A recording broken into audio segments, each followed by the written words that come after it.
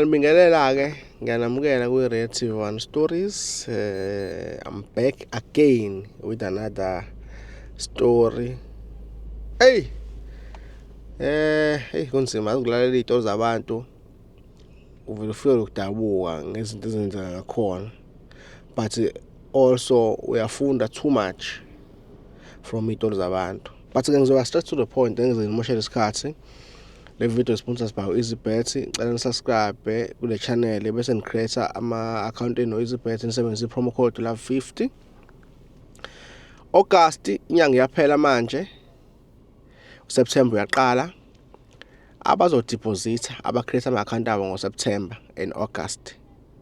For August bazowina u10,000, for September bazowina 10,000. Bazophikwa nje automatically. So it's important ukuthi udeposit kwi-account yakho yakwa EasyBet. Uma usebenzile i-promo code yami LOVE50. It's very very very very important. Uyibeke emathubeni. If awuwinanga ngo-August, make sure ngoSeptember wenza njalo. Niyazi ngithola ama-free voucher kumnandi kunje.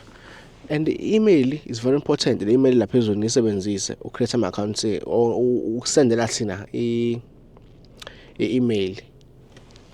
Uma ubune number yami ube straight to the point, usende i-voice note. My brother, siyabonga kakhulu ngokuthi usende i-email ube straight to the point, ushare number yakho ukwazi ukuthi sixhumane nawe. And ke sesiyakubingelela, siyawamukela ku-Red 1 Stories. Uyaphila mfethu? Ngiyaphila kakhulu bhuti. No, ngiyaphila nami. Hey mfethu, ngiyayifunda i-email yakho. Ngangitshela ukuthi ngifunda wrong, ngathi ake ngiqale phansi. Ubhuti ku-email yakhe uchaza uthi umuntu wakhe wesifazane abemthanda ngendlela esimangaliso, abefisa ukuthi bazofika emshadweni naye, wasola ukuthi uyamchithela, usebudlelwaneni nabanye abantu angazi whether uyedwa noma bangakhi. But wabona ukuthi engazi ukuthi khona wesiyangchithela. Waye enyangeni ngenhloso ukuthi uyamcupha wesifazane wakhe ukuthi lo ajola naye acupheka abambeke. Ngebhadi ke ekwenzekeni lokho uyabambeka but kushona yena lo wesifazane. My brother, awusithathe nje usibeke ubudlelwano bakho nomuntu wakho bebuka kanjani uze uthathe isijini engaka ukuthi umcuphe. Ubudlelwane bami nomuntu wami emisana nabe bukhulu kakhulu. Engangokuba even ngisho izinto mesithembisa zona, mesithembisana izinto impela ezinkulu kakhulu ngoba mesesiplane ngokuthi impela kumele nje ngishaye iphelele ukuze ngimthathe oba umakoti wasekhaya. Okay. During the time being ke umakoti wami limese ngithi kuzoba umakoti wami Intombi. Bekuyintombi kodwa ngizoyenza ibe umakoti. Kusho kahle ubuyintombi osuyithatha njengomakoti. Bese ngathatha njengomakoti noma bese ngimbiza even ngisho nangomfazi wami ngithi umfazi wami lo while bengakamkhokheli but bese sinamalungiselelo ukuthi sokhokhelana yonke into yethu ihambe kahle ukuze ngimthathe ngokusemthethweni. Okay. So intombi yami ke ngilibele ngizwa ukuthi impela ngathi iyacheat. Kwaze ngacela nami sengiyibambela ngabona ukuthi umuntu wami lo engimthembile ukuthi ngiyamthanda ngathi ulala nabanye abantu. Okubhlungu kakhulu emelana nabantu wazo lokho ogcina nje ulala nomuntu osondelene nami kakhulu.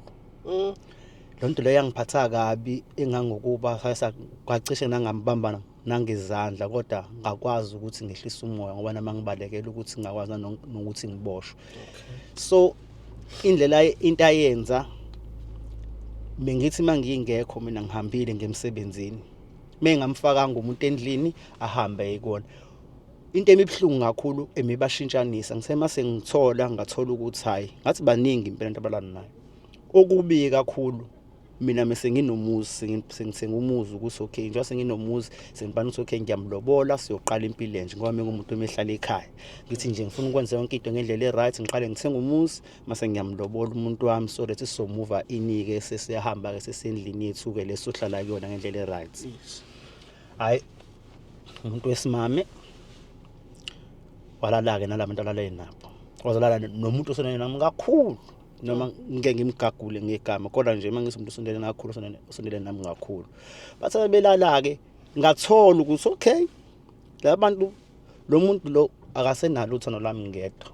kahle kahle sesibaningi sithanda yena sithanda abantu abaningi kwaphoqeleka ukuthi nami njengenoda yomZulu ke kumele ngihambe ngiyofuna ugogo ufele enkanini amthola ugogo ufele enkanini ke ukuthi nje ngenzela ukuthi cause inhliziyo imi sibhlungu kakhulu ukuthi angikwazi ukuthi indlela ayikho into emengamenzeleli yona ngithe sengihambile ngahamba ngayinyangeni ngamcupha futhi angimcuphelanga ukuthi mhlawumbe ngimcuphela ukuthi mhlawumbe ngifuna ukubona ngangathi nje make nje wenza ucansi ngifuna ukumfica eshonile lapho enzele khona ucansi anangempela ima ufuna kushona yena noma ufuna kushone lo azobelele naye mina ngangifuna kushone yena okay because umfana akanayo inkinga ngoba intombi uyithatha kweyo umuntu umfana afika abona intombi washela intombi yona yangikhohlwa mina yase yabona ukuthi okay kusho lo muntu eno rights kunami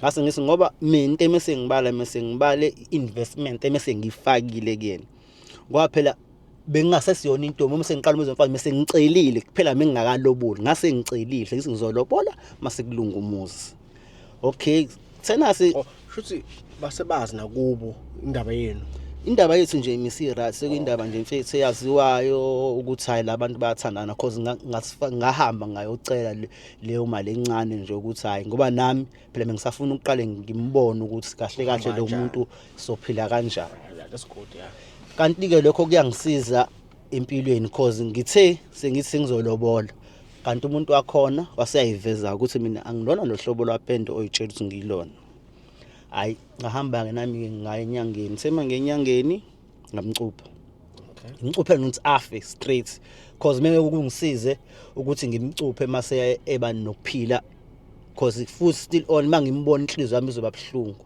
ngathi nje ongcono akashone ngazi ukuthi mina ngahlahla kumele ngiqale impilo entsha nomunye umuntu wesimama kanjalo ke manje ke inkinga lento iyangidla ongangokuba njengoba ngamcupha washona uyangifikele ebusuku ngitshela ukuthi kumele ngikhulume iqiniso kahle kahle ukuthi yena uyangixolela uyazi wenza into errong nani but usangihambe ngiyotshela abantu bakubo ukuthi mina engaba nesandla sokusahamba emhlabeni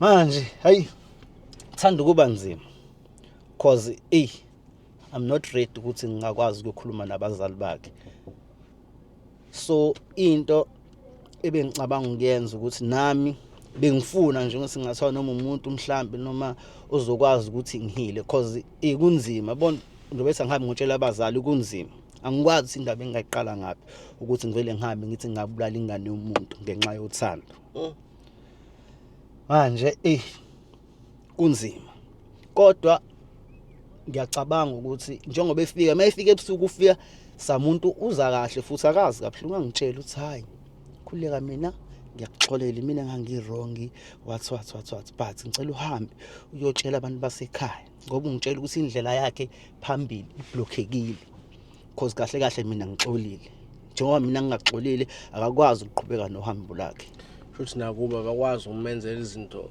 ezakhe ziqonde ngoba kusafanele kube khona izinkulumo ezikhulunywayo yes nakuba abakwazi benzela izinto ngoba mabethi nabo mabese bayahamba ngiyavela ngoba nje kuseke ngabiza uma wakhe ethi uma wakhe ufuna ukungibona angicabanga nje into ngavela ngathi mhlawumbe lo mama lo seyazi ngale ndaba angizange ngisasapha nama ngazi le ndaba ukuthi ngayisolve kanjani okay mina ngifuna ukuthola la ngesikhathi umcupha wawenza izokudinwa why ungabonanga isolution elulu ukuthi uvese nomnyeke nje kwakunzima because yabona umuntu uma umthanda uyavaleka amehlo okay uyavaleka ngoba umuntu oyemthanda ungenza noma yini mekwenza into ebhlungu because mina ngase ngibekezele kakhulu ukuthi intombi yami iyangifebela because ngangingazi ukuthi yini engenza ngifebele ngoba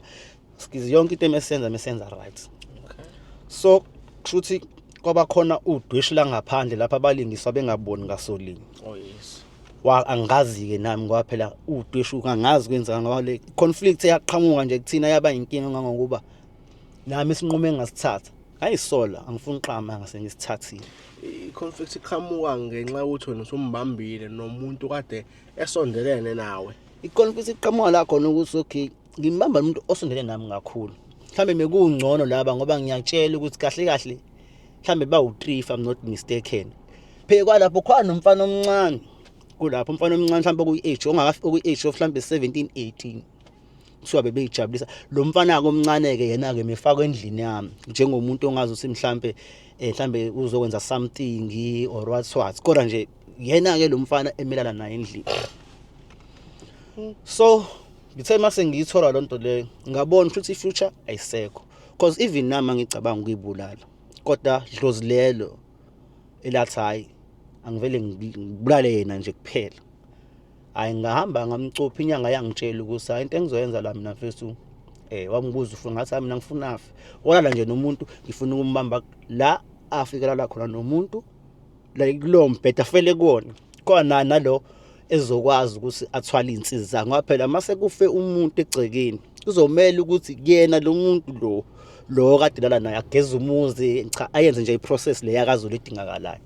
Ngabo ngangifuna kahle ukuthi bayala bobawu2 but kodwa umfana engenalo icala ngoba intombi mayisuka yakumfana umfana vele intombi ithatha kumuntu yabo isikhathi lami soyengazi futhi usuke engazi ngoba phela kwesinye isikhathi usengazi umfana ngokuthi umuntu sina sazi mhlawumbe intombi umuntu oshadile ubona ngering so umfazi mengayifakile iring umuntu wakho lapho ngeke ukuthi intombi umuntu true showcase nje bengena ring lo muntu nami ngingashela ngoba phela vele intombi ithatha kumuntu kodwa umuntu wesimami osuke emisele ngomendo wakhe akahambe ebhabhabale lala namanye amadoda ngoba usuke yazi indoda yakhe.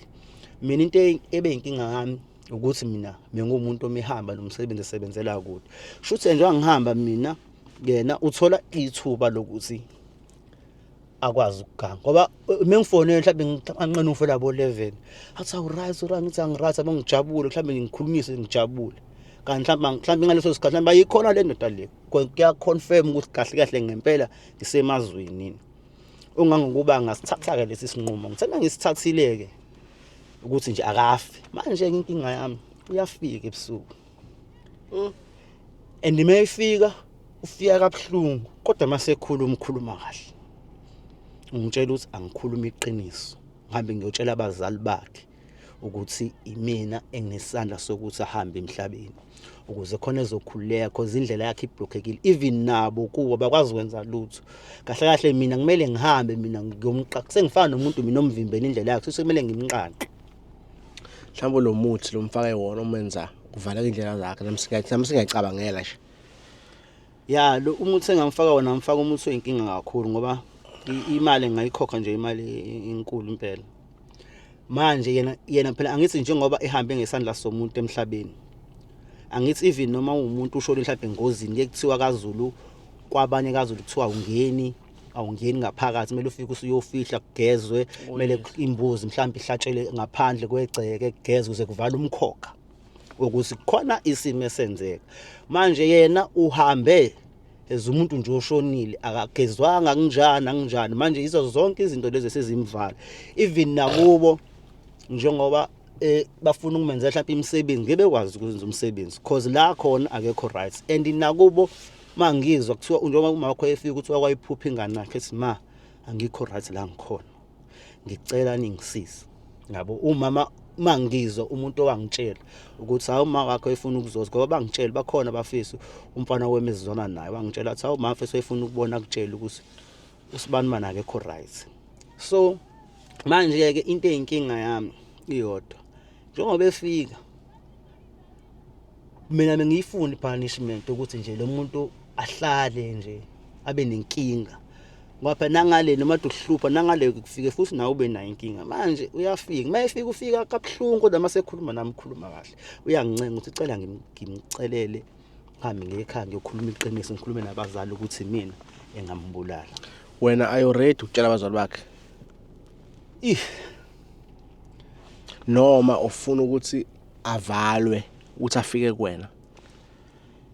Yeah, I'm not ready ukutshela abazali bakhe because nami angakahili nami lento isangidla but noma ngakahile uma kuzofika umuntu osewahamba emhlabeni efika ngamaphupho efika kuwena ekucela something ngayena wakini ngalethe inhlanhla nawe itself ubugcina usuma nenkinga even ngisho endleleni zakho ihamba ngoba phela lo muntu useyilongane useyinsilembi useyibhadi ngasho nokuthi uyibhadi la uhamba khona noma kuvaleka into zakho khona ngoba usesefana nefele eminyama ngoba kufanele ukuthi usengembese manje kwamina ngiyakudinga ukuthi ngigezwe lena lo muntu yabo kodwa manje into eyinkinga nami ngisenenkani ukuthi cha ngifisa ahlukumezeke athi nje ukuhlukumezeka Uza kwaxoli wena. cha ayangikaxoli. Okay, no. Ngikuzwile. Hey. Kunzima. Kodwa ngikuzwile mfethu. Ngizothanda lena ukuthi ngithi uyijulela. Ngoba i-complicated izobathinta abazali bakhe, yokuthinta nawe, gezwa, yabo kuningi okukhona la. But kumele sithole i-solution e-perfect. Ezoba iqiniso ezosebenza. Ngizocela abantu ababukayo comment section ngiyazi nezinyanga ezibukayo la ezingifonela zisho ukuthi hayi sayibuka channel yakho wara sikhuluma so ngiyacela if khona ababukayo abantu nje general nabazi izinto abazisinto nabafundisi nabathandazi bangitshele ku comment section ukuthi bafisa yiphi solution la engaba right. Ngizobuyela kuwena within a week nami ngiqala ngibona ama-comment ngazi ngithathe lokho engikwaziyo siyenze bese siya-arrange siyabuya part 2 either for ukumvala noma it's either for ukukhuluma nabazali but soyikhuluma behind the scenes yeah asizinikeze isikhathi sizwe nama-comment athini ngoba nawe fanele usizakale xolo usuku and futhi kuyafanele ukuthola noxola so nje ya siyabonga mfethu ngesikhathi sakho ngabe sihlala ngabantu bese saqhubeka ngathi okubalekile la sokushilo uzosilekelela ukuthi siyephambili lekhaya asijudge umuntu mfethu ngeke sijudge nge-decision wayithatha ya asijudge umuntu la conversation lezi bakujudge nje ethole. Siyabonga kakhulu ngesikhathi sakho ake ngithi next time stay blessed.